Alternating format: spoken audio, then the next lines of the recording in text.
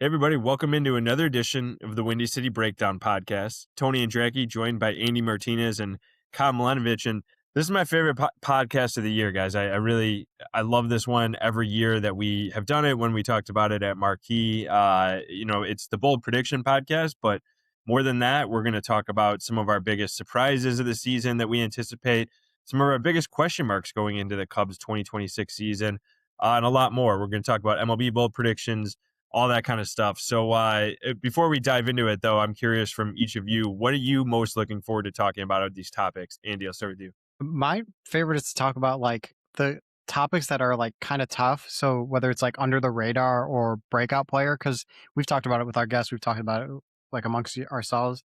This team is like, we know who this team is, right? Like there's just not a lot of alleys or opportunities, I guess, for surprises. So I'm kind of curious to see what you guys say. And like, I have my names written down.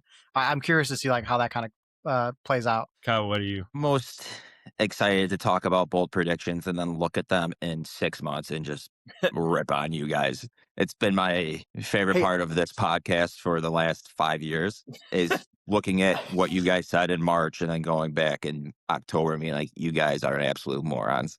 Where I never had to give a bold prediction before. So now I'm kind of nervous. I'm on a winning streak. My last year was that PCA would get down ballot MVP votes, and that we're on a winning streak. I don't remember what my bold prediction was in 2024, but I'm 1 for 1. That's all that matters. It was something with Alex. Would it have been something with Canario? I don't know. Tony's in 2024 was Kyle Hendricks is going to make the All-Star game, and he had the worst year ever. Like borderline DFA ever. Like borderline DFA, except they had literally no arms, and they were like, we just need to trot him out there. Yeah, and then he got banished to the bullpen by mid-May or whatever. Yeah. And then through 8 innings or whatever it was against the Reds of no run ball in his final game as a Cub. Listen, that's why they call them bold predictions. I was just a little early on it. That's all I was. I also, speaking of which, part of why I chose that was because I can't believe that Kyle Hendricks has never made an All-Star team in his career. I know. It is crazy. Yeah. I was just going to say the Hall of Pretty Good page. You guys have seen this on. They had him on the Hall of Very Good, and it was like 99%. It's like, he's not a Hall of Famer, but he is a Hall of Very Good inner circle guy. Absolutely. He probably is like the mascot of the Hall of Very Good. The Hall of Very Good, Hall of Very Nice. Like that's your guy. I feel like mascot's insulting. Do you mean like the poster boy for like the Hall of Very Good? Whatever, dude. Mascot's like, I feel like then he's like a dog or something. Or Kane County Cougar. He's a Coug. Yeah. Hell yeah. He wasn't he actually? No, I don't think Almora was, Schwarber was. I covered those guys when they were with the Cougars. Actually. Contreras definitely was. He got ejected from a game that we were covering. Dan Vogelbach was, in case you guys are curious. Ryan Dempster was. Miguel Cabrera, Nelson Cruz, Brad Keller. Are you just looking up a list right now? No, I'm literally watching the UVA game. Nice. No, I'm straight off the dome right now. All right. Well, that should come as no surprise to anybody who has listened and followed our podcast that Kyle's brain is a mysterious place. But what may come as a surprise to us this season are some of our biggest surprises of the season. So, Kyle, we'll start with you. What do you think will be the biggest surprise of the Cubs season? So this is, I kind of was debating using this for a bold prediction, but I'll use it for biggest surprise. I think Shota Imanaga is going to potentially make an All-Star game. The All-Star game, I should say. So he'll be in the bullpen by mid-May. I shouldn't have ripped on you for the Kyle Hendricks thing now, knowing that you were talking to me first. But no, I think Shota bounces back. I think his injury, was it his hamstring? What was the second injury last year? Was it his hamstring twice? Or it was something with his lower body? It was just a hamstring just the one time, but it lingered into the second. It was just one injury. Is that what I'm thinking? It was almost 2 months, yeah. And so, his hamstring. And after he got hurt, he obviously wasn't the same pitcher. He didn't make the start in Game 5 of the NLDS. I think having the full offseason, not going to the WBC, him staying in Cubs camp, working with Tommy Hotovy, going in the pitching lab. I'm sounding very smart by using all of these terms. I do think he's going to bounce back. We've seen Shota at his best, and he's been one of the best pitchers for the Cubs over a decent stretch. So I'm saying Shota Imanaga and All-Star. Wow. That's like a bold prediction early, but it's kind of a crossover because it's a biggest surprise. So I get it. I like it. The only reason I wouldn't say it's a bold prediction, because I like the way I categorize bold would be like something that like has never happened, right? whereas like Shota has been an all-star. So to say like he's going to be an all-star again isn't necessarily bold, but it is a surprise given, like as Kyle mentioned, is how he ended. So I think that's a good. I wouldn't have been able to come up with rationale for why it's a surprise and not a prediction, but Andy did for me. So You're welcome. I got you. I got you. yeah, I had my guy. All right, Andy, keep the trend going. What do you think will be the biggest surprise of the Cubs? So my biggest surprise is I think this Cubs rotation is going to be a top 5 rotation in the NL based on ERA. Like I if you look at it on paper, especially if you look at some of the like you look at the Dodgers or you look at the Phillies, like if you look at some of the other rotations, like it should like it's not as flashy. There's a lot of question marks. You don't know what James Tyon's going to be. He's had a rough spring. Obviously, Kyle mentioned Shota Imanaga. It's just an interesting rotation that you look on paper, but we've seen this rotation. I mean, think about it last year. Colin Ray was phenomenal for them and really like buoyed the rotation. Like this is going to be a rotation that I think is going to perform better than is expected. And I think it's going to lead to a surprise for a lot of people where you're going to be looking maybe in June or July saying like, man, that's the foundation of this team. And it's something that was missing last year because if you remember at the trade deadline, it was like, well, what starter can they get? Because they need starting help. They need starting help. And then obviously in the playoffs, as we all know, they had essentially like, I'll say 1.5 starters that they could rely on with Tyone and Boyd. And then after that, it was just, it was essentially a bullpen game. So I think the rotation is going to be a top 5 rotation in the NL, and maybe top 7 in all of baseball. That's going to be I think that's going to be a big surprise. I actually don't think that's much of a surprise, to be honest. That's actually kind of where my expectation is for them because I mean, you're talking about top 3rd in the NL. Like I can kind of go through most teams right now and feel like the Cubs rotation stacks up against them. You know, there are teams like the Dodgers and the Brewers and stuff who are always near the top, but I think they have question marks. I mean, the Brewers traded away their best starter. The Dodgers, you know, have some question marks in terms of just how they handle their rotation. I think their top innings guy last year was like 140 or something like that. You know, I think that's a fair surprise, but that's actually kind of almost where my expectation is. I really like the starting staff for the Cubs that they put together. I like their talent, their upside, and their depth. So I feel like they have a pretty high floor and a pretty high ceiling at the same time. Agreed. All right. My biggest surprise going into this season is I actually think everybody worried about Matt Shaw's playing time will be surprised when we look back at the end of the year and see how much he has actually played. And I think it's because of all the different positions he'll play. I mean, we talked on the last podcast about now, by the way, Seiya Suzuki seems like maybe he'll only miss the first week, maybe 2 weeks this season. Minor PCL sprain, like nothing too major in that knee injury. Still, Shaw can get some right field reps before Seiya comes back. And I think he's going to play all over the infield. I mean, last year, Alex Bregman missed almost 50 games. 2021, he missed over 70 games. He's 32. Dansby Swanson's 32. And Dansby's had some injuries. He's played a ton, but he's had some injury things pop up. And I think when you have the level of depth that they have in the infield, which is rare, I think, compared to the last couple of years, basically Dansby's whole tenure, I think having a guy like Shaw in the back means you could pop him at second, move Nico over to short, and give Dansby a breather. And I think, same thing. Nico has been remarkably healthy the last few years, but he's also had some health issues in the past too. So I just think Shaw's going to end up playing a bunch, and that doesn't even take into account the fact that like he might get a decent amount of DH reps because we don't know what Moises Ballesteros is going to be, or they could platoon at DH and Shaw can start against every lefty. Like, I would not be surprised if at the end of the year Shaw ends up somewhere around like the 450 to 500 at bat range, and he actually ends up playing more than people think. That doesn't surprise me. I'm right there with you. Sorry to cut you off, but yes, I'm right there with you, Tom. Go ahead, Andy. Yeah, no, I'm going to say like this is when you talk about depth, this is like bona fide depth that the Cubs have. Like whereas in the past it's like, oh, they have this prospect that has a tool or so that you're maybe excited about. Like it feels like there's actual depth with proven track record of success in the major leagues. Agreed. Kyle, that's where we have you here, is just to say agreed after each person says something, so there's no awkward transitions. Yeah. All right, we'll move on to the next topic. I initially intended this to go first, but I hit the wrong button on the topic bar, so I had to stick with it. So we'll do this now. The biggest question you guys have heading into the Cubs season, Andy, we'll start with you here. I've said it multiple times on this podcast, but what is this offense going to look like post Kyle Tucker? I think we maybe fans do too. They have the impression of Kyle Tucker of second half Kyle Tucker and playoff Kyle Tucker, where he was at best a league average bat, and you forget what he was in that first half, where he was PCA saw the headlines because it was so shocking to see what he was doing. But Kyle Tucker was just as good, and he was performing as who he's always been. And I've said it multiple times, and I believe it. Like, the offense was clicking because of Kyle Tucker. Dexter Fowler in 2016, it was you go, we go. It kind of felt like that with Kyle Tucker. Obviously not a leadoff hitter, but it felt like as he went, the offense went. And I'm curious to see how they replaced it. Like, yes, I think Alex Bregman's going to maybe fill some of that gap, and theoretically maybe Moises Ballesteros is too. But like, I'm like, what is this offense going to look like? And that's going to be a storyline I'm going to be looking at, especially early on in the season, to see if they can replicate some offensive success, because they're going to need it this season if they want to win the division. Damn, we should have discussed what answers we had beforehand, because I had the offense as well. But That's fine.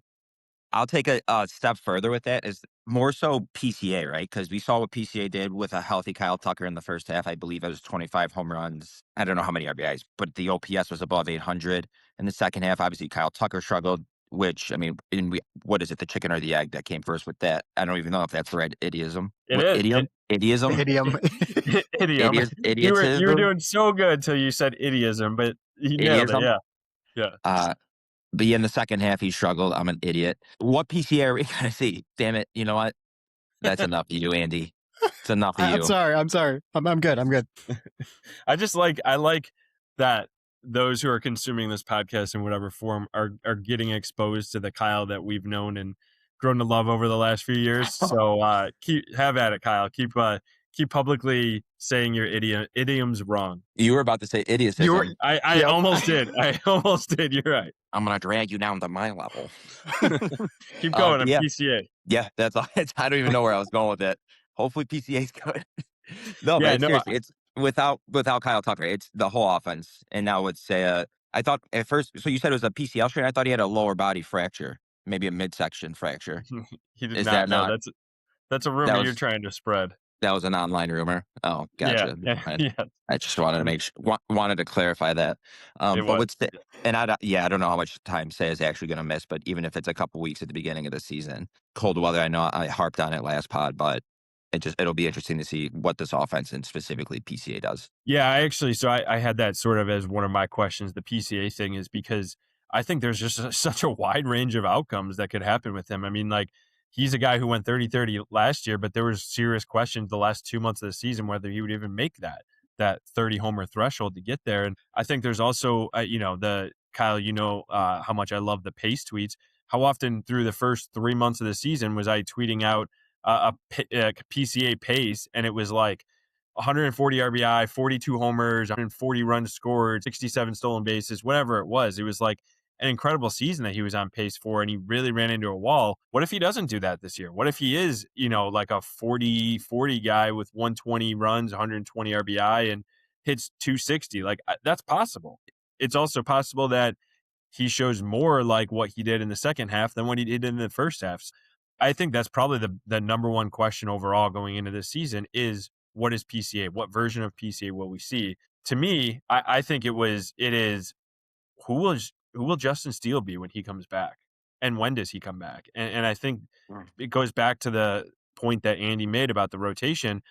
And I think they do have a high floor. I really like the depth that they're at when you have guys like Colin Ray and Javier Assad. But I just think that the ceiling is there. And I think it'd be hard to reach the ceiling without Justin Steele. And that last year proved that. But I think if Steele comes back and he's a Cy Young candidate like he was in 2023, the Cubs, like, the ceiling is the roof for the Cubs, right? Like, they're like, their potential is to the moon. But if he doesn't, if he struggles, what do? Are they in sort of a Kyle Hendricks situation where they're not quite sure whether they keep him in the rotation of the bullpen? How does he go on the IL again? Like, when he comes off it, does he come off it in mid-May? Does he come off the IL in early June? Like, there's a lot of questions here, but I think this, similar to the PCA, there's a wide range of outcomes that could happen along the Justin Steele path. And that, to me, is the biggest question, because I think, like, he can just take this team and this rotation to another level. Yeah, he really can. And it's going to be one of the storylines in the background you want to be following. Like, you're going to be following Cub scores and injury updates, but you're also going to be keeping a tab on whether it's minor league box scores when he's going to rehab games or reports out of Arizona of how he's doing. Tony, just for clarification, you had six on pace tweets for PCA last year. 6? Oh, wow. I felt like I would have taken the over. a week. Yeah, I would have But you taken the over heavily. no, but you had one for Miguel Amaya, Ian Happ, Kyle Tucker, Carson Kelly, two for Carson Kelly, I should say, one for the Cubs record overall. So you obviously Nico Hoerner, you hammered This is your the bet. pace tweets. This is your Yeah. bet. This is, especially the first week of the season, that is the best time to do it. Like when Corey Patterson, Kyle, what was that opening day stat line Two that he had? homers. Like 3 homers and like 7 or 9 RBI? 2 homers, 7 RBIs. Yeah. Like you would have had a field 3 day. homers, 7 RBI. You Dope. didn't change your Dockers after that game. Yeah. Yeah. in my head, I did. That was the pre-Twitter era, but in my head, I absolutely had a field day with that. And Your my best Dockers did need to be changed. Absolutely. Your best on pace tweet from last year was Miguel Amaya is on pace for 227 RBI this season. Would be an MLB record. On March 29th. That is my favorite. The would be. I like the would be or probably would be an MLB record. Those are the funnest ones. But here's here's a right. fun one, to be honest with you. So you on April 23rd, happy birthday. He tweeted PCA's / Happy anniversary to 1994. Andy too. Thank you. Yeah, congrats on that. April 23rd, you said PCA's on pace for 31 home runs, and I think he ended up with 31 home runs last year, right? Wow. So that might be the Dude, I one and nailed it. only time. I mean, You should that quote tweet yourself. You had 62. It was 62 stolen bases, 130 runs, 106 RBI. I don't know how many RBIs he finished with, but yeah, I mean, as of April 23rd. So let's look at where PCA is on April 23rd this year, and then whatever he's on pace for, that's Tell you all just about what a he's season. doing. Yeah, that's what he's doing. And Nice. that's how Pacoda does their metrics What's too. funny? Yeah. What's funny about that though is remember PCA didn't even homer for the first like 15 plus games of the season. It was like 2.5 weeks last year before, and then he like broke out with I think was his first home run and part of a 2-homer game. I don't know. I was on paternity leave, so I was like against the Dodgers, barely awake during that stretch. Oh yeah. None of us had kids either. You're right. Actually, I didn't on April 23rd. Yeah, you Kyle, you did. What are you talking about? Well, I'm saying no. You were saying none of us were on paternity leave, and I was like, yeah, neither of us. I was saying I was on paternity leave during that time. Weren't we on paternity at the same time? All right, we'll just move on. Yes, we were both on paternity at the same time. You're right. Yeah, handshake. All right, we're good. Moving forward in non-children news, under the radar players for the season. Kyle, we'll keep it going here on your end.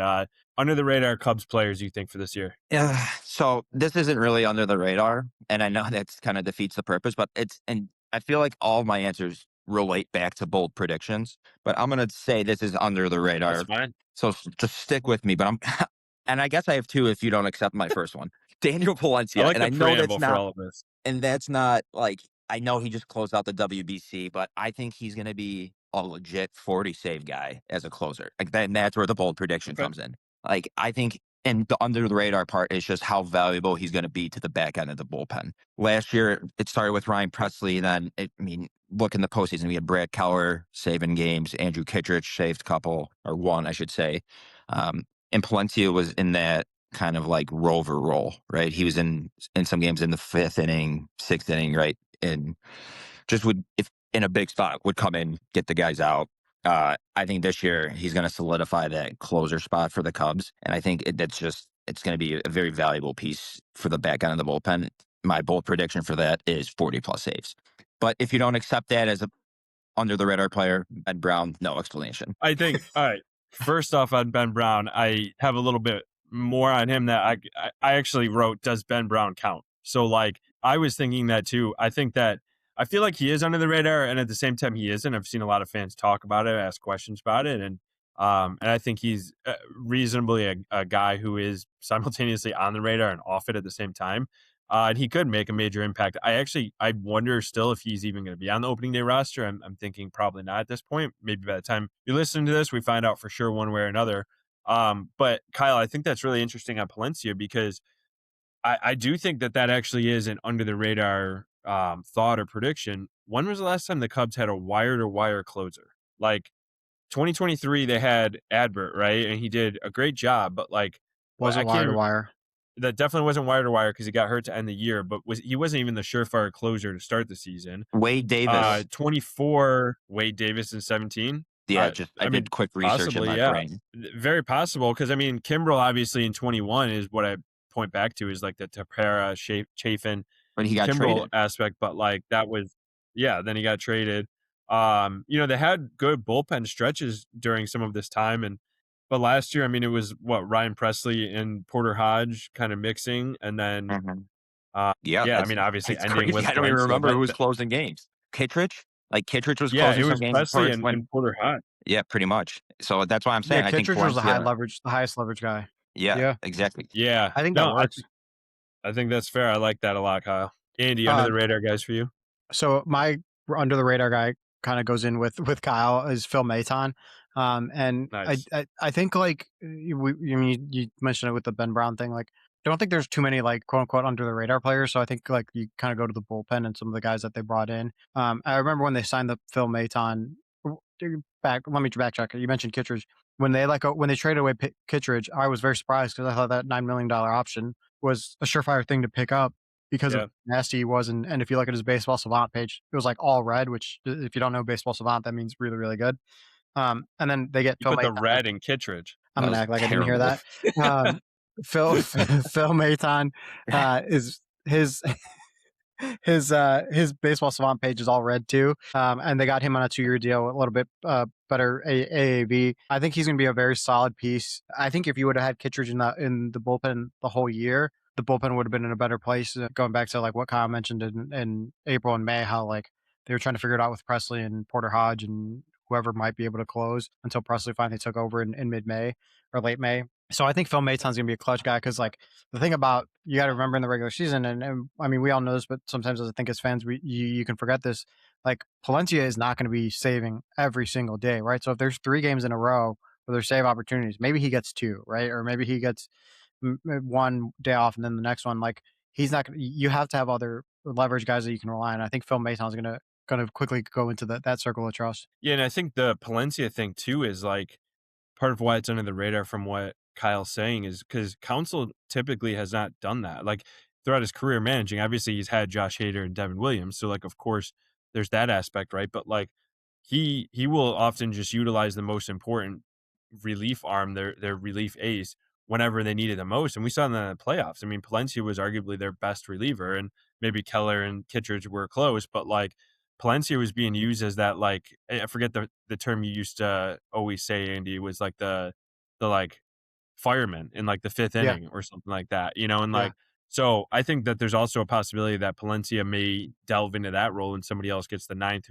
depending on like pockets of the lineup. So, but I'm completely in alignment with you guys on this one. I have anybody in the bullpen. So I had like Ben Brown, Maton, Hunter Harvey, Jacob Webb, Hobie Milner. I feel like people are not talking about that quartet enough. The guys that were all signed as free agents in the offseason, Caleb Theobar being brought back. Like those are 5 arms that mixed with Palencia could form a really dynamic bullpen. They all do things a little bit differently. You have a couple lefties in there. You have some velocity. You have some swing and miss stuff, some veteran experience. But all guys that have something to prove, I think, at this stage in their career. But then, I mean, there's guys on the 40-man, Riley Martin, Ryan Rollison, which I know Sahadev talked a couple weeks ago, is big on him. Gavin Hollowell has flashed some good stuff. Sahadev also mentioned like Colin Snyder and Corbin Martin, a couple other guys that are non-roster invitees in spring here. I feel like this whole bullpen is sort of under the radar. Really, the kind of Cubs fans, the known commodity to Cubs fans are Palencia and Theobar. But then, I mean, is Assad in the bullpen? Is Colin Ray? I assume Ray will be for a good chunk of the season. But can this unit be elite? I think they have the potential to, but I think it's something that like everybody's kind of counting out. Maybe not counting out, but not highlighting as much as maybe I would think that they should at this point in the season. Yeah, to your point, I feel like no one's at least like on Cubs fans are hardly talking about it at all at the bullpen, which was like such a question mark early on in the first half of last season. All right, I have a quick All right, question for let's both of move you. on to Tone, real quick. Quick question for the bullpen on the both of you. Who would most likely to be this year's Brad Keller for the Cubs? Maton. Yeah, I'll go Maton. It's weird because like Sahadev mentioned it last week on the pod or 2 weeks ago on the pod. There really isn't like a Brad Keller situation, and Brad Keller's such a like what Brad Keller did is just like that just does not happen. Like that was Yeah, I just know. like I think he said once in a decade. Yeah, like that's kind of it. If that, yeah, it was crazy. Yeah, so I think if you're talking about a guy who's like completely off the radar, then it's not Maton. But like I think Maton will be equal to Keller's value this year. That's how I view it. Yeah, But yeah, I mean, like what Keller did last year is truly crazy. And he parlayed into a really nice contract for himself. yeah. All right, 2026 Cubs breakout players. Kyle, start with you. Who do you got? I go Michael Busch. I think, and we saw it definitely in the postseason, saw it towards the end of the last season. And if Michael Busch is leading off, obviously he's getting more at bats. I think Michael Busch could be. God, I feel like I'm such a homer when I say this, but like, when was the last time the Cubs had a left-handed hitter hit 35 home runs? Was it Schwarber in 2019? Had to be. But like, I think Had to Michael be, Busch yeah. could be a 35 to, if everything breaks right. And this is obviously somewhat of a pipe dream, but I think he could be a 40 homer guy. And like, yeah, the meatball in me was looking at the World Baseball Classic when Bryce Harper was struggling, and I was like, why the hell is Michael Busch on this roster? I think, again, we watch all his games. He is that good at the plate. And I don't know. I think he's the type of guy that with those extra at bats, I mean, is 35 home runs like out of this realm? I don't think so. No, I don't think it's out of this realm, but I would argue that I feel like Bush's breakout was last year. I think Yeah, he can but take another step, but like, do you? I could see it being a league breakout to Kyle's point. Yeah. Like I think it was a team breakout, but I think like on a national like is he an stage. all-star this year? Yeah, I think that's fair. Yeah, I mean, I think to like fantasy baseball perspective, which isn't everything, but like it speaks to the national perspective. And I got Bush in like the 12th round or something, and I was like, this feels like a steal. Like, why is nobody? I mean, This I year, legitimately think he's a top 10 first baseman in the league right now. This year, got him yeah, in I the just did a 12th draft round this yesterday, year and I got first. Bush in like the 12th round. 12th round. Wow. Yeah. So yeah, you guys are just making my point. Andy's really just pumping my tires today. He's kind of just translating what Yeah. he knows I'm thinking, I'm your and hype then just man. verbatim saying it to like the masses. He's like, he speaks me. I'm your Paul Heyman. From You're- you you're- guys don't watch wrestling, because you don't get No, that. But Paul I don't Heyman. get that reference. Yeah. No clue. You're translating for him. Yeah, You're in interpreting the best way for him, Andy. possible. Yes, exactly. Yeah. Next category. I'm just gonna go to Andy first for Kyle's prediction. Yeah, Yeah, all I got your prediction next time, Kyle. yeah, that's fine. Andy, who you got for Cubs breakout player this year? So kind of I want to preface it like same thing as like with Maton, like there's no real clear like we kind of know who a lot of these players are. So I'm going with Moises Ballesteros. Like I think That's mine, too. I think he broke out a little bit in September, but like I think he's really gonna break out. And it was funny. I was reading Patrick Mooney's article about him in the Athletic. I think it was Thursday or Wednesday. I can't remember what day it was.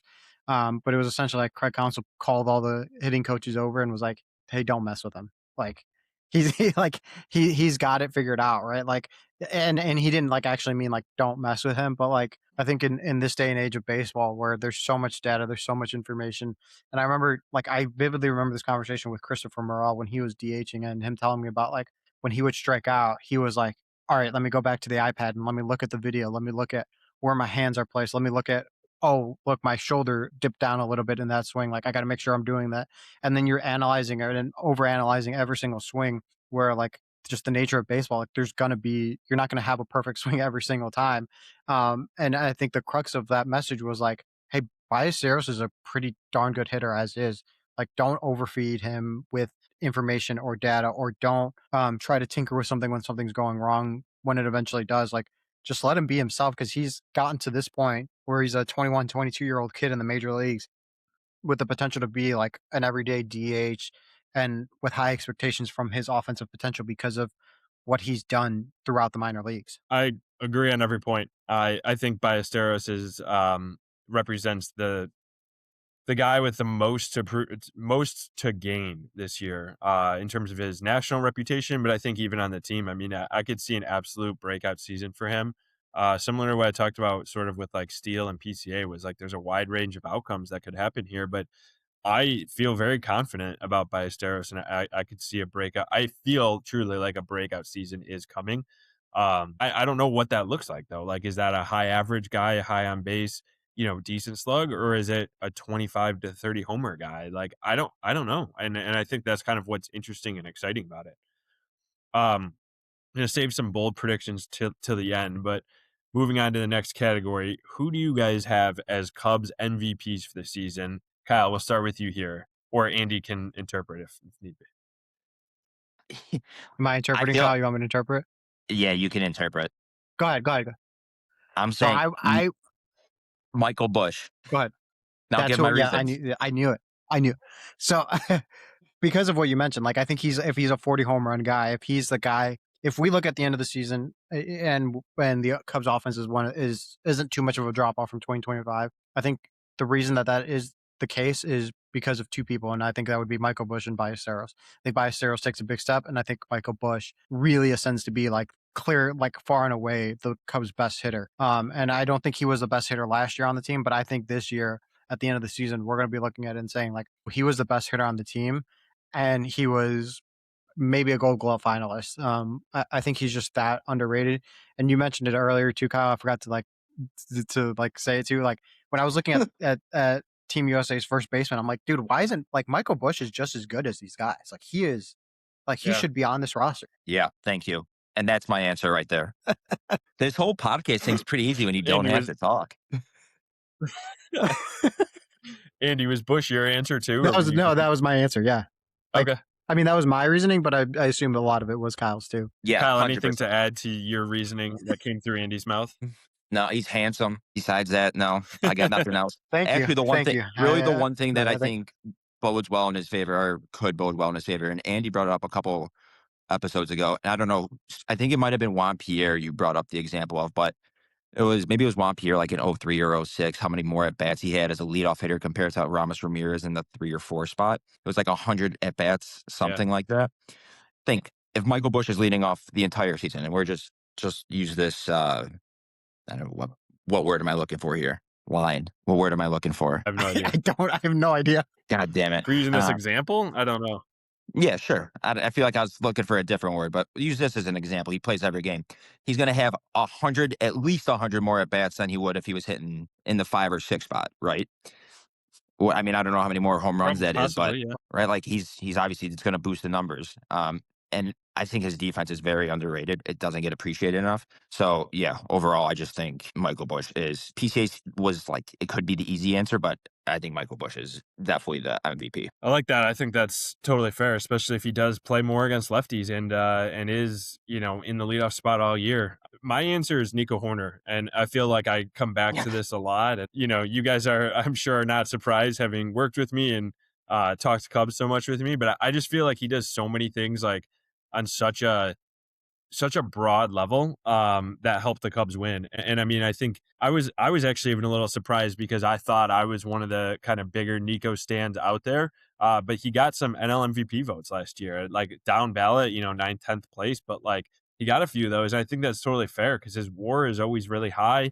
He does things really, really well. I mean, he almost won a batting title last year, steals bases.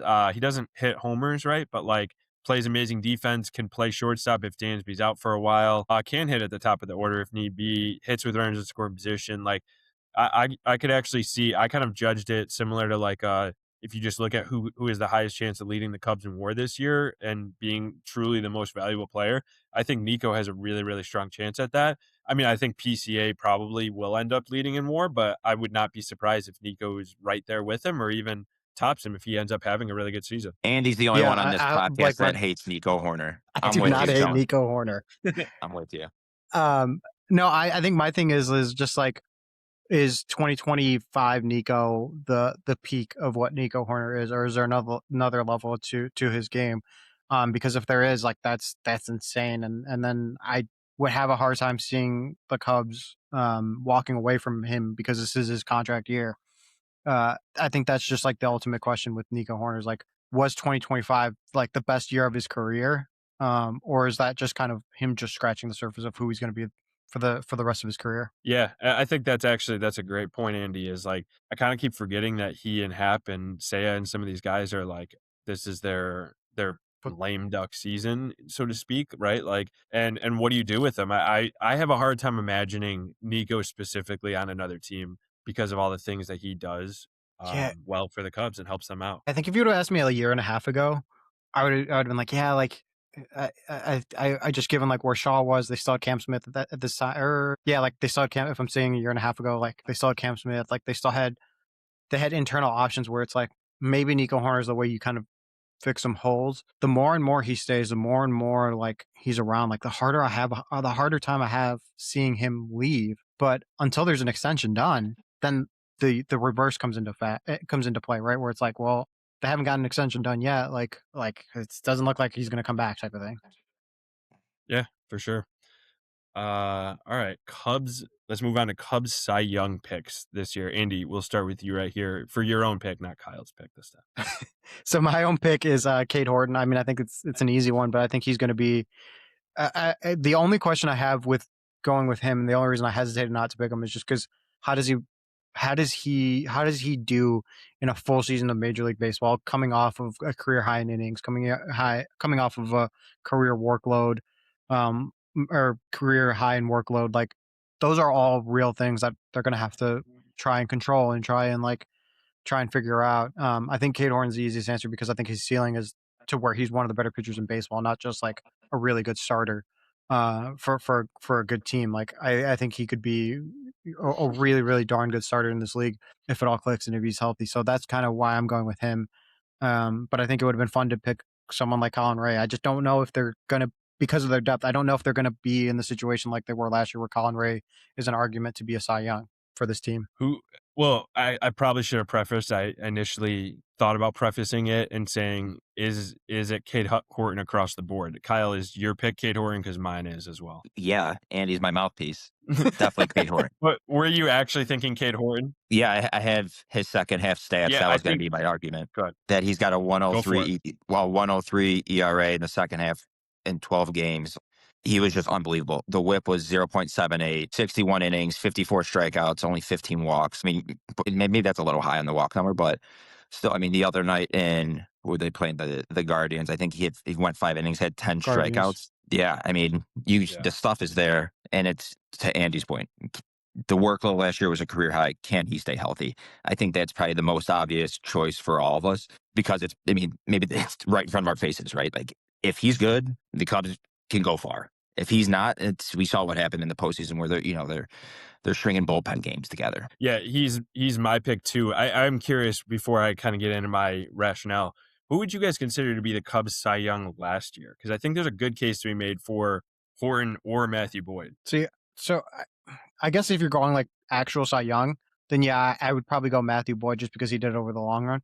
But if I did like the actual, like, I guess the most valuable pitcher I thought was Colin Ray last year. Like I thought he saved. Yeah. I thought he saved. He wasn't the best. He wasn't the flashiest. But without Colin Ray, they are not a playoff team. Like I don't think they are. Just given that puts their pitching in a whole different predicament where you're starting to use who knows what in the rotation after him, because of the injuries that they had early on in the first half. And he, like, the thing was he didn't just step in and give you like 4 innings of 4-run ball every 5th day. It was like 6 innings of 1-run ball, 5 innings of, like, it was really, really darn good. I believe his ERA was in the 3s, like, or was in the 3s for most of the season. Like, he was really, really darn good. So I think there's an all-star case to be made potentially. I think that was a little overblown, but I think there was some like juice behind the fact that he could have been an all-star last year. You laugh, Kyle, but I think it's like a 1%, 2% chance. Like it wasn't like a non-factor type of thing. But no, like I guess that's where I'm at. Where it's like, do you argue the Cy Young as like, or we're arguing it as a Cy Young where it's like the best pitcher?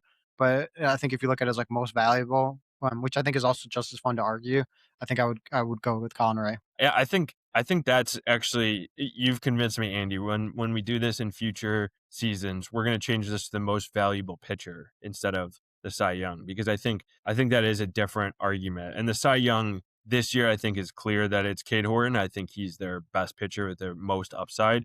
And I think, Kyle, you're talking about the outing against the Guardians in the spring. What stood out to me most about that was how sick his changeup was. Like, he used his changeup last year, but I don't feel like to the extent that he got the level of swings and misses or strikeouts from some decent hitters too in that. Like, it wasn't all just AAA guys in the Guardians lineup. Like, he was, elevating his fastball. He was that changeup looked like a serious weapon. I mean, even the Guardians broadcast was talking about it.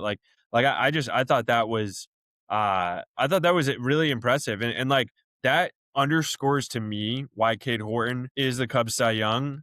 And you'll see in a bold prediction in a little bit. That's what we call a tease in this business. Why I think he has such an immense ceiling is because he just can do so many different things. Last year, 75 pitches per outing, no problem. I'll go out and throw 6 innings, pitch to contact, not strike guys out, not miss a lot of bats, but get weak contact. Great, I'll succeed in that environment.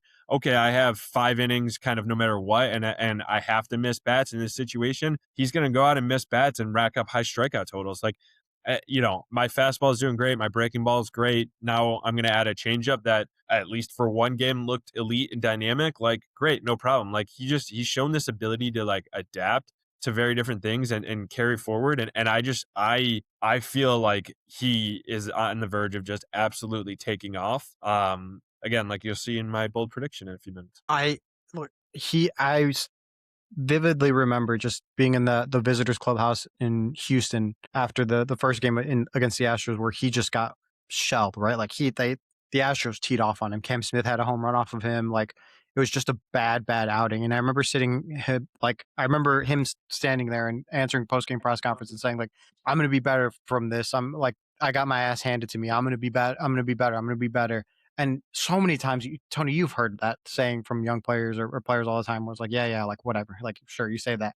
But Yeah. if you look at his numbers from that point on, like I think you mentioned the 103 ERA, Kyle, after in the second half. If you go back to that Houston start, the numbers get even better or they're like right in line. Like that was a turning point for him where he was like, I'm going to get better. Watch me. And he was just dealing. And like, that's when I'm like, all right, this guy has like the it factor. Like we always talk, like everyone always talks about the it factor. Like no, like he has that. Like he has that. Like, all right, watch this. And then to your point, all right, I've got a 75 pitch limit. I'm gonna give it go deep and give this team a chance to win. He's got that mental fortitude that's just like so hard to find in sports in general, not just in baseball.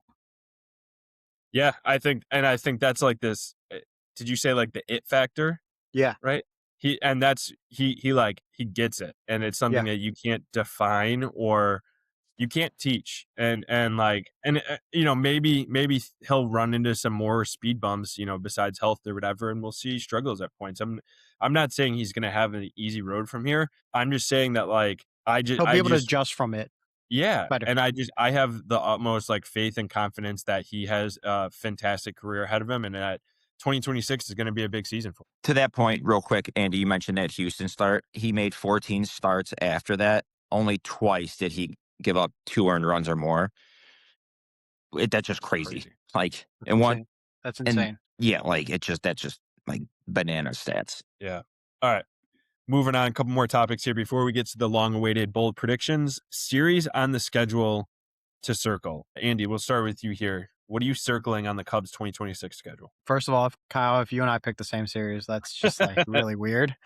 I'm going June 19th through the 21st versus the Blue Jays. I think it's the potential for a World Series preview.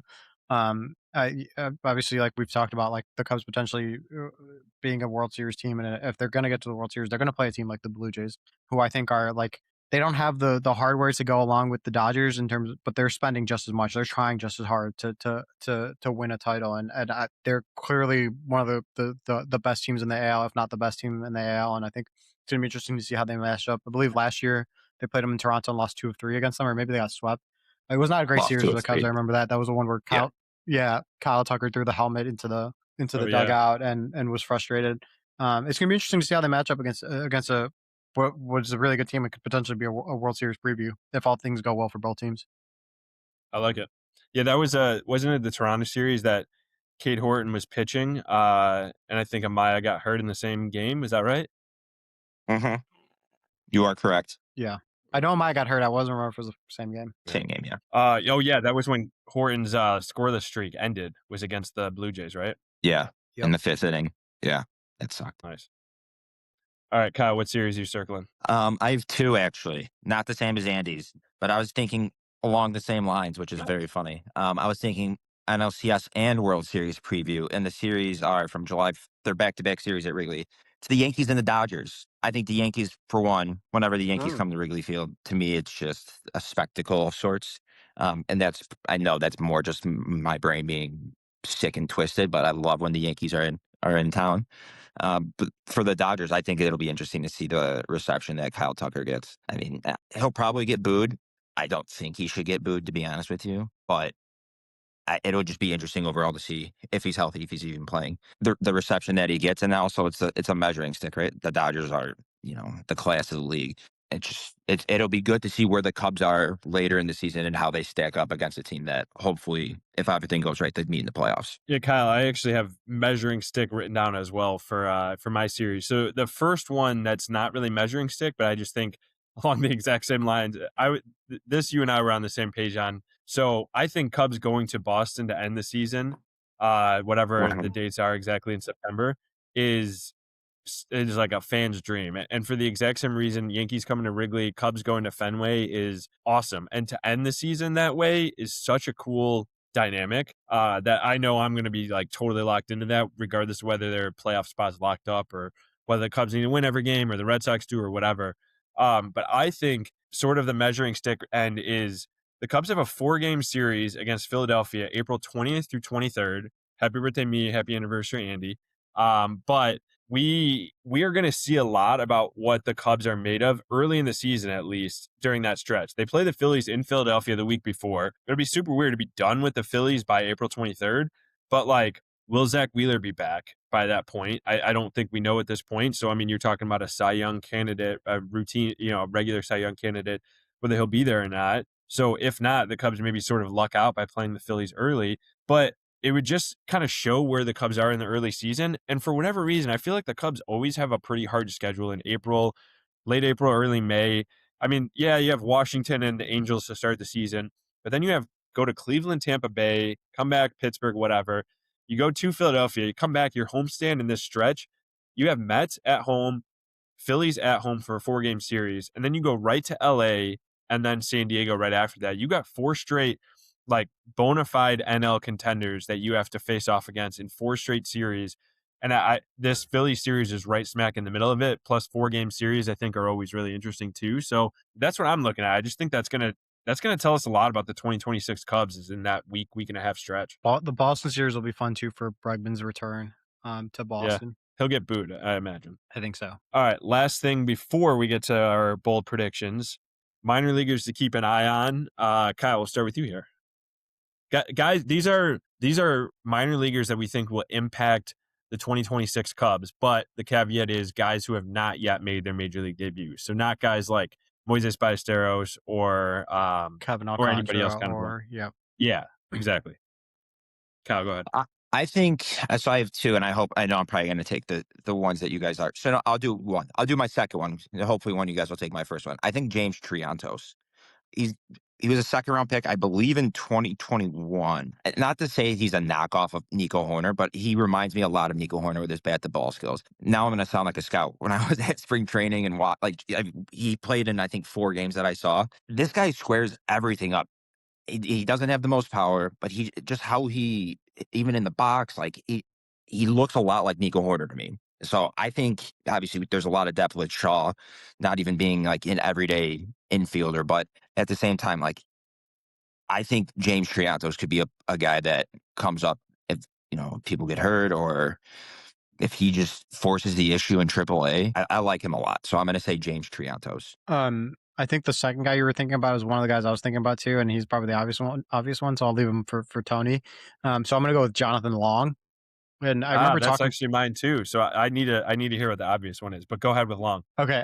So I remember in 2025 at spring training talking to some people and saying like Jonathan Long's a really, really good hitter. He just kind of hasn't figured out at home. And it's like, or defensive home? Like, where's he going to play? Where's he going to play?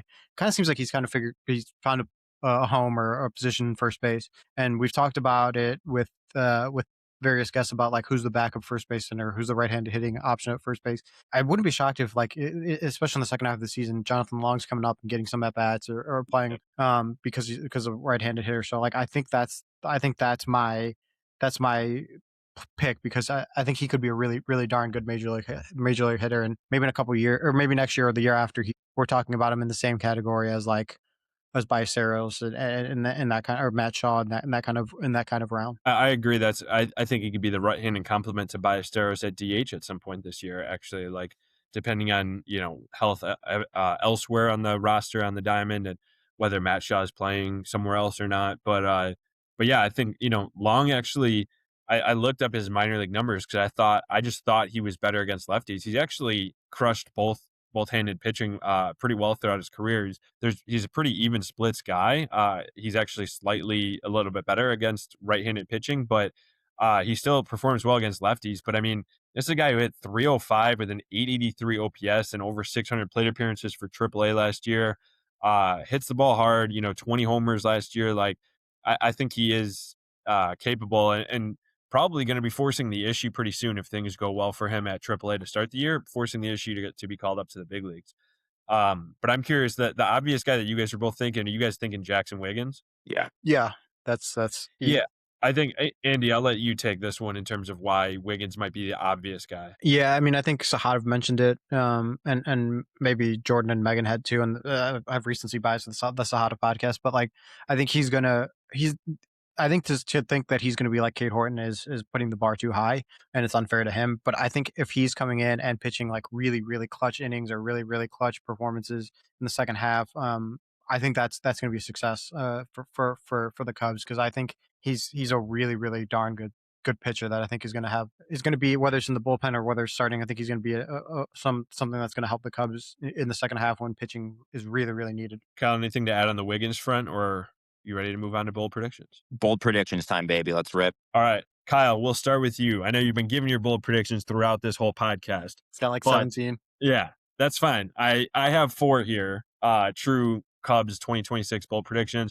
We'll touch on the 2026 MLB predictions to close out the pod. But Kyle, we'll go with you. Do you have 1, 7? How many bold predictions do you have for the Cubs season? Oh, I thought it was bold prediction, like 1. That's fine. I- What's your 1 bold prediction? Now I feel like an underachiever if you have 4 of them. I'm just was too excited because I love bold predictions so much. So I was like, 1 is not going to cut it.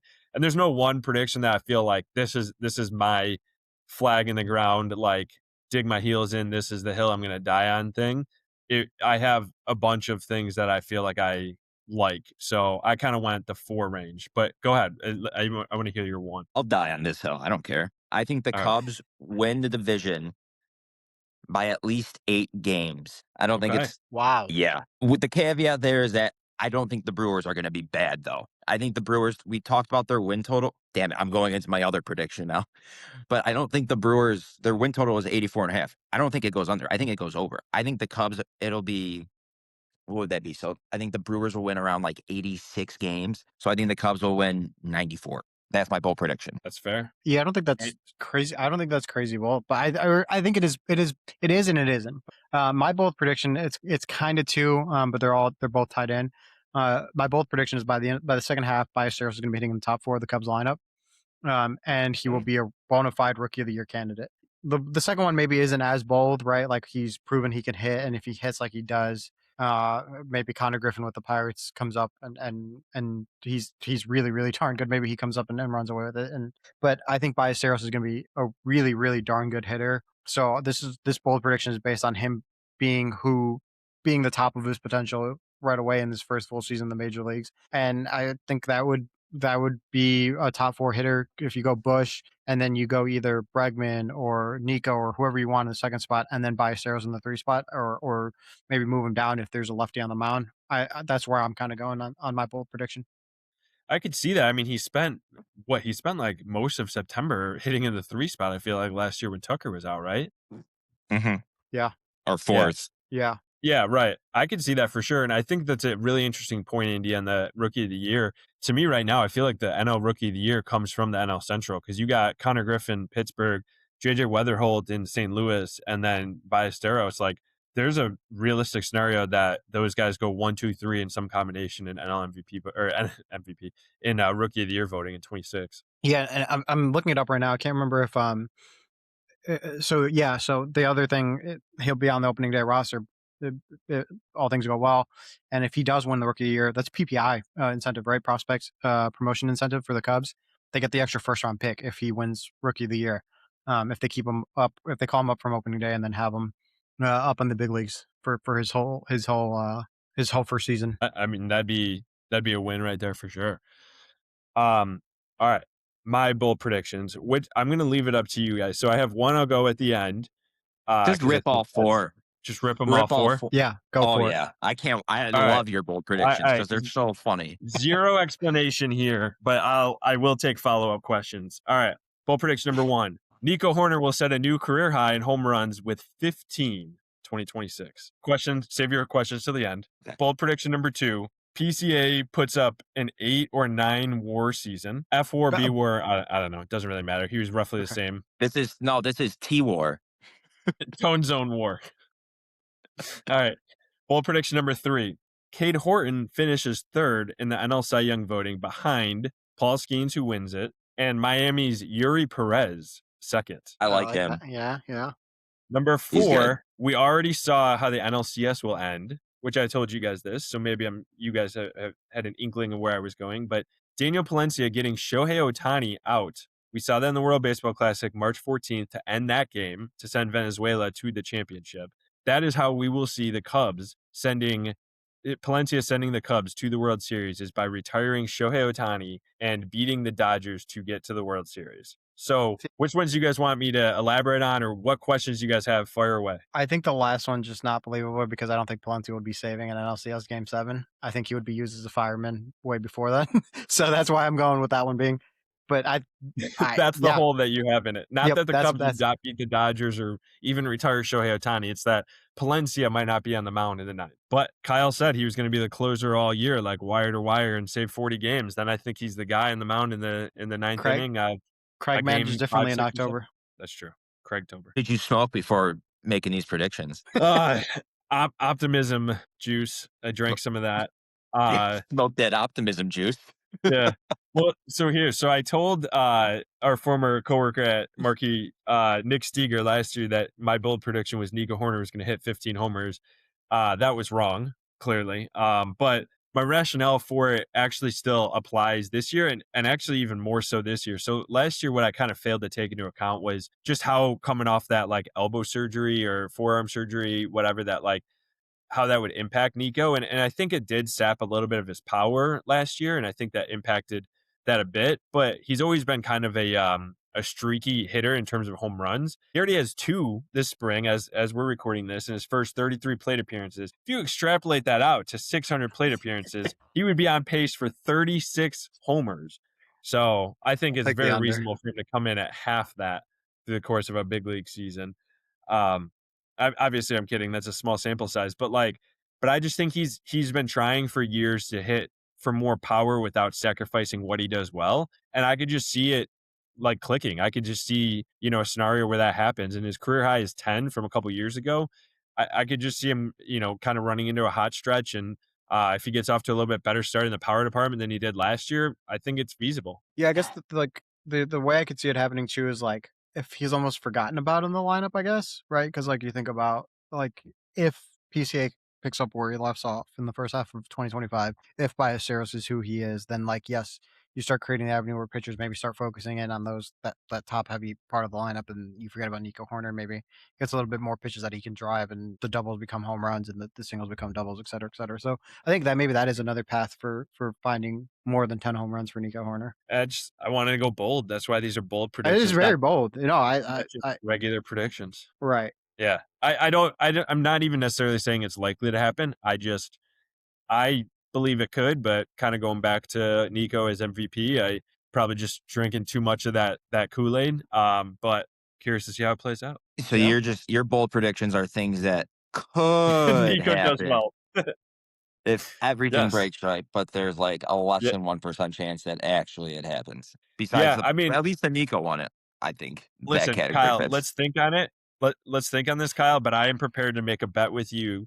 I feel that strongly about it. You can set the over-under on Nico homers over 10 for sure, 11.5, 12.5, and I will take the over in a realistic bet, and we will come up with what the terms are off air, but I will make this bet with you on air right now. No, here, this is what it'll be. If Nico hits 15 homers, I'll buy you whatever the nice dinner that Cole was supposed to buy you, or you were supposed to buy Cole last year. And if he hits under, you just get me La Mexicana, something like that. Yeah, that's our bet. That is fair. All right, that's how fair. confident I am that he won't hit 15. All right, that is a deal. I'm going to tell Nico Can I that be he a needs fly on to. the wall on either of these dinners? Yes, Yeah. you're invited, All right. Andy. You got to pay for yourself, but you're invited. That's fair. But you have to wear a fly costume. And stand on the wall. Yes. Duct tape yourself. All right. The PCA one is a little extreme. I just think, he finished with 5.4 F WAR last year, 6.0 B WAR, baseball reference WAR. He was pacing for better than that, right? It was, I don't know exactly what it was at. I know WAR is not a counting stat or a pace stat, but he was trending to look like, he was going to turn in like a 7 WAR season last year before he struggled in the second half. I think if he's more level, if he walks a bit more, increases his on base percentage, I think it's very realistic that he gets to that 8-9 WAR range. I think again a lot would have to go right, but I could see it happening. And because of the fact that his defense is so elite, his base running can help him out. And then a 30-30 guy, if he walks more, if his on base percentage is in the 320 range instead of 290 where it was last year, I think that could be enough right there to lift him from like a 6 baseball reference WAR to the almost 8 range. Yeah, I think we've talked about it in the past, you and I. Like, at his very base, he's always going to be like a 4 WAR player just because of his defense is that good at a premium position that he's always going to be at like the 4 WAR base level. And it's just curious to see like how does the offense supplement that and the base running supplement that, and where does that take him? Definitely. Cade Horton, everything we talked about before. I think the ceiling is immense for him. I think Paul Skeens, as long as he's healthy, is probably going to win the Cy Young every year. He's just that incredible. Yuri Perez, I just like a lot. I think he I think showed he's some really good. He is. And my only question is, will he get enough votes pitching for Miami, probably rebuilding? And 2, will he throw enough innings? He came back from Tommy John last year. I think he was right around 100 innings. If he's only at the 140 to 150 range this year, he probably won't pitch enough, even if he pitches well, to win the Cy Young or even finish second. But I'm bullish on him. And I think Cade Horton probably has the same question marks about what his injury workload or his innings workload will be. But I think talent wise, those are 3 of the most talented pitchers in the NL. For sure. Yeah. Yeah, I think even pitching in Miami, he could get the votes. We saw Sandy Alcantara, obviously just a few years ago, pitching in a not a good Miami team. So you saw what he did. True. Yeah. And then the World Series thing, I just thought it was fun. I had a feeling in the moment when I saw Palencia getting Shohei to pop out to end that World Baseball Classic game. I just thought about what if this is how the NLCS ends? So that was a prediction I don't necessarily think will happen for a lot of reasons. I actually agree with you, Andy, that Palencia may not be pitching in the 9th inning. So I think that's kind of bold from there, but it's sort of that prediction is a totem of me of just, I feel like the Cubs actually have what it takes to get to the World Series this year. And we've talked to Sahadev, Megan, and Jordan in past podcasts, and they all around their bold predictions were kind of centered around the Cubs getting to the World Series and whether that was bold or not. And I don't think it's necessarily bold that they could get to the World Series or necessarily beat the Dodgers. So I turn it into this is how it will end. Sure. But I just think that's realistic. Yeah. Yeah, for sure. Again, we've ad nauseum talked about it. It's how how do they build off of what was a team that was 1 game away from being in the NLCS? All right. So I'll go in. We'll finish up with our MLB bold predictions. I'll throw mine out first because I don't think the Cubs win the World Series. I think they make it to the World Series, and I think they lose to the Mariners, who they've never played in the World Series ever, right? They've never even made it. So I think the Mariners beat the Royals in the ALCS, and then the Mariners beat the Cubs in the World Series. That is how I see this 2026 MLB season. That's fun. The Royals. I think the Royals are people forget about them. They're in a very favorable division, right? Where I think the White Sox are a lot better. I think they're gonna be a lot better, but Cleveland, Twins are gonna be worse. The Twins are gonna be way worse. The Guardians are they're kind of like the Brewers, where it's I'll write them off when I've seen enough to write them off. And then the Tigers are they should be the best team, but they weren't last year. So it's and the Royals 2 years ago obviously were a game away from taking the Yankees down and going to the ALCS. And they have Bobby Witt, the type of player that can get hot and carry a team. So I think that's a fun one. Yeah, that's exactly what I was thinking. I just think the division is winnable. I don't think the Tigers or Guardians are I think they're good teams and should be contenders this year. But even with what the moves the Tigers have made this offseason, like signing Framber and stuff, like I don't think that they're like some powerhouse team. And I love the Royals in a lot of ways. Like their bullpen, I think, is pretty solid. They've had some of the underrated moves, but like Cole Reagans and Seth Lugo, Michael Waka, Noah Cameron in the rotation. But I love their lineup. Michael Garcia was awesome in the World Baseball Classic. Bobby Witt Jr., Vinny Pasquantino was also awesome in the World Baseball Classic. Jack Caglione, Alvi Perez, Carter Jensen could be an AL Rookie of the Year candidate if things like come together. I like this team. I think it's fun. But for me, the Mariners, like that rotation is the best in baseball, hands down to me, if they can stay healthy. And I like their lineup. I mean, you have Julio, you have Cal Raleigh. Like I think Brendan Donovan was an underrated addition this offseason.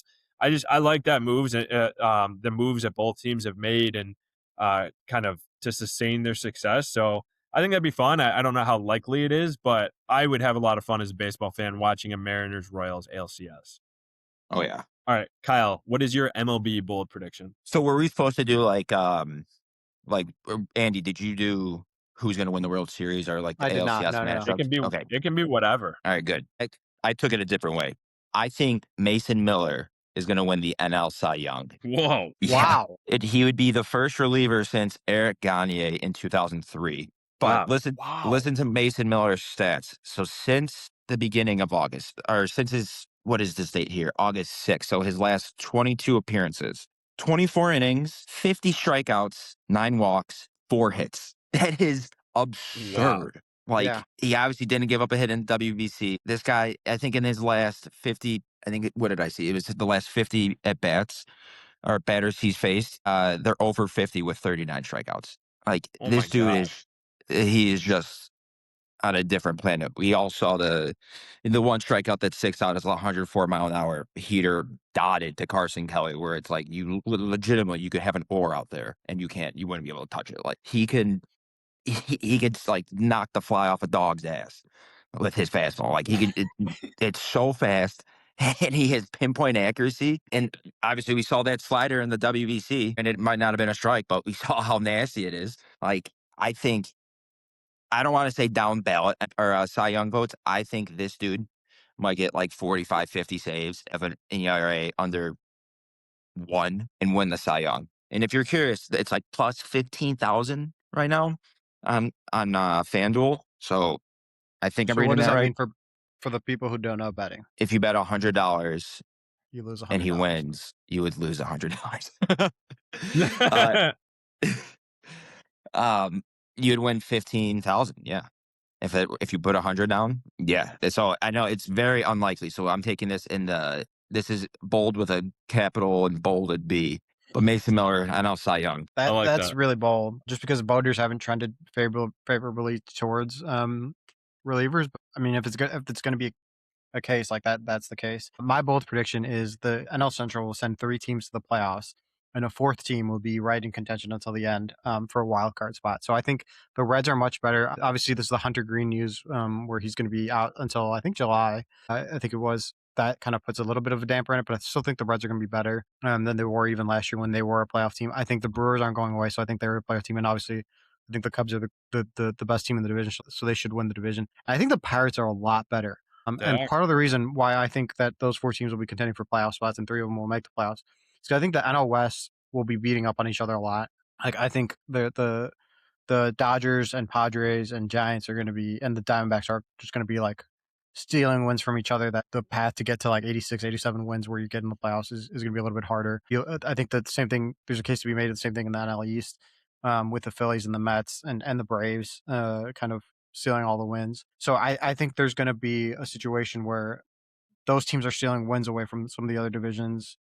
I believe in the Reds. I believe in the Brewers, and I think the Pirates are going to be better. That they're going to be pushing. I think there would be nothing more fun than seeing Pittsburgh, great city, a great sports city, in the playoffs with Paul Skeens in the playoffs. That's the type of guy where it's like you just say get on his back and see how far you can go, especially in a 7-game series. Like you could take 3 games with Paul Skeens in your rotation.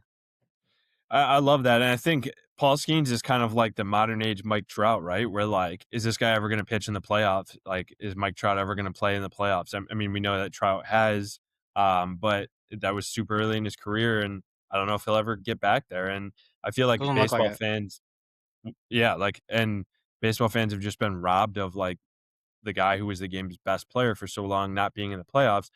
And the same would be true of Skeens for as long as he's on the Pirates, which may not be longer than 6 years, maybe shorter than that even. But um, I mean, nobody should be robbed of the best pitcher in the game, or at least 1B to Tariq Skubal's 1A, like pitching in the playoffs. I think pitching in the World Baseball Classic was just kind of a taste. So I like that a lot, and I agree. I think the Pirates are much improved this year. So I think that's a very fair, bold prediction for this year. I mean, it's going to be only the Cubs in the playoffs, and I'm going to look like an idiot. Maybe, but you look like an idiot for other reasons, regardless of what happens in the NL Central standings. All right, that'll do it for this edition of the Windy City Breakdown podcast. I'm Tony for Andy and Kyle. Thanks for listening. And, feel free to rate our podcast wherever you get your podcasts, or, gives us a subscribe on YouTube.